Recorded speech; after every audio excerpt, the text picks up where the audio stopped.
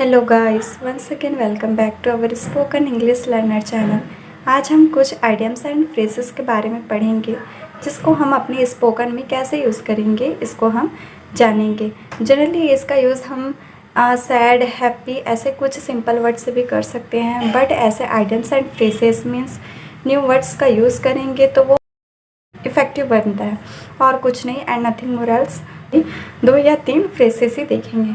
तो सबसे पहले इसे जानने से पहले हमको ये जानना जरूरी है कि सेंटेंस बनता कैसे है और इसका यूज़ कहाँ पर होता है, सेंटेंस के किस पार्ट में। तो देखते हैं आइए।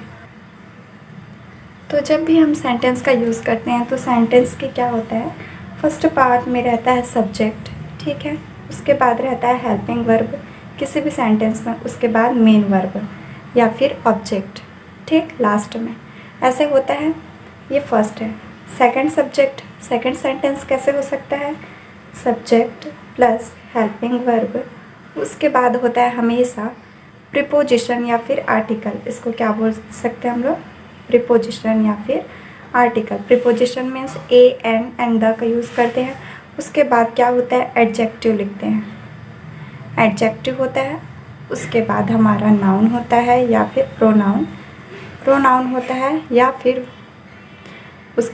फिर नाउन के बाद क्या हो जाता है, other words as a object, ठीक है। अब यहाँ पे एडवर्ब हो जाता है, प्रीपोजिशन के जगह adverb, adverb plus adjective, adjective plus फिर नाउन होगा या फिर प्रोनाउन होगा। इसको आप ज़रूरत के हिसाब से यूज़ करते हैं। इसको हम क्यों बता रहे हैं, क्योंकि आइडियम्स ऑफ फ्रेजेस है जो कि ऐसा एडजेक्टिव भी कभी कभी काम करता है, एडजेक्टिव और कभी कभी एडवर्ब भी।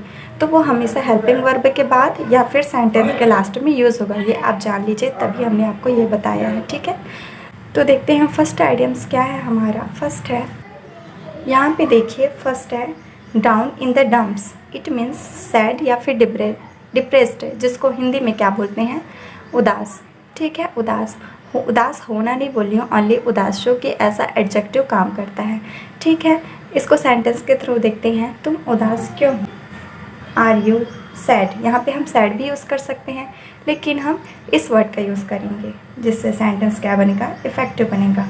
Y are you down in the dumps, एकदम डंप के जैसे क्यों उदास हो, है ना, ठीक है। मैं उदास हूँ, यहाँ पे फिर हम यूज़ कर सकते हैं इन द डम्प्स। ऐसे फ्रेजेस को यूज़ करेंगे तो सेंटेंस इफेक्टिव बनता है, ठीक है। सो नेक्स्ट क्या है, उसने अपने प्यार को खो दिया है, इस कारण वह उदास है। खो दिया है, सो शी वॉज या फिर इज, हाँ उदास है तो यहाँ पे आ जाएगा she is down in the dumps, she is down in the dumps, वह उदास है, ओके। अब नेक्स्ट है वाइल्ड गोस चेस। यहाँ पे क्या बोल रहा है, wild goose chess. Chess means होता है पीछा, गोस मतलब होता है बतख या फिर हंस, वाइल्ड मतलब तो जानते हैं आप, जानवर, जंगली जानवर। इसका मतलब होता है a foolish useless enterprise, means निरर्थक प्रयास। कुछ भी चीज़ कर रहे हैं हम, लेकिन वो एज अ निरर्थक प्रयास ही जा रहा है, मीन्स वो इम्पॉसिबल है वो काम, फिर भी हम उसको कर रहे हैं तो वो बेवजह प्रयास कर रहे हैं, ऐसी बातें करते हैं ना, तो इसका यूज़ करते हैं। जैसे कि तुम निरर्थक प्रयास कर रहे हो, ठीक है। इसका देखते हैं सेंटेंस कैसे बनेगा। You are doing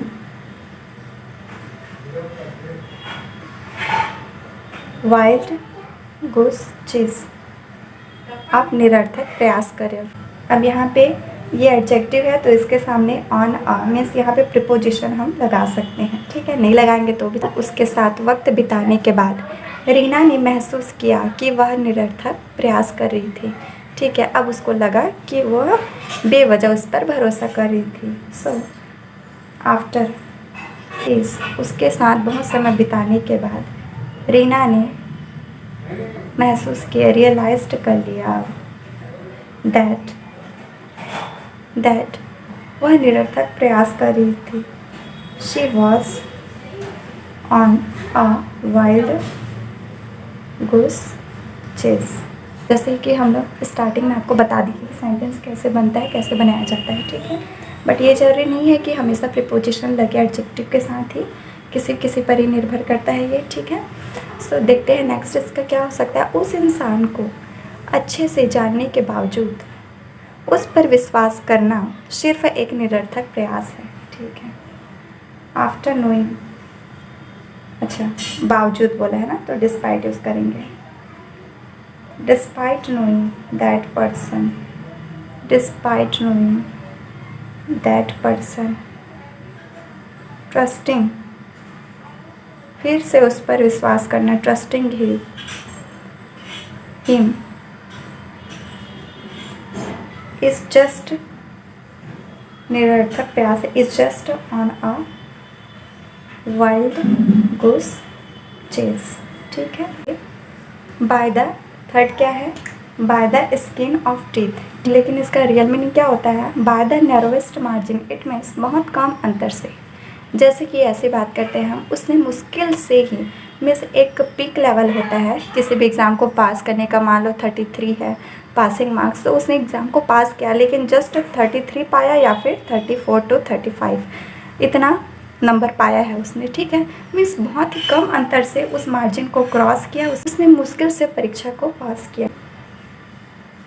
passed the exam, she passed the exam by the skin of, by the skin of, she लिए हैं डाल देंगे, ठीक है। ये हुआ नाउन, तो ये इसका क्या हो जाएगा, हर प्रोनाउन हो जाएगा। वह मुश्किल से वहाँ पहुँची, so she reached, she reached there, वहाँ पहुँची मुश्किल से, बहुत कम अंतर से, by the skin of her teeth. आई रहेगा, यहाँ पे आई रहेगा तो यहाँ पे माई हो जाएगा। मैं सब्जेक्ट के हिसाब से यहाँ पे आप प्रोनाउन लगा सकते हैं, ठीक है। तो इसका ही मतलब होता है। So okay guys, let's on the next video, till that just keep practising, be safe and just take care, and if you are new then don't forget to subscribe our channel.